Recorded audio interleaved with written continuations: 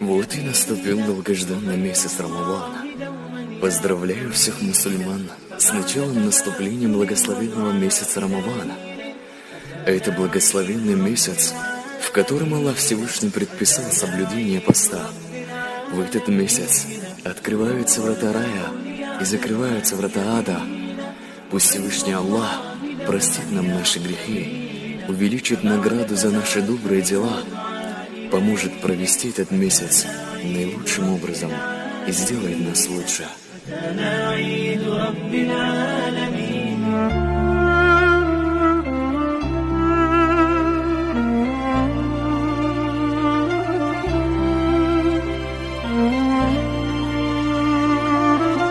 ماهی رمضان آمد، فیض به جهان آمد، زین مه به مشام دل بوی ز جنان آمد.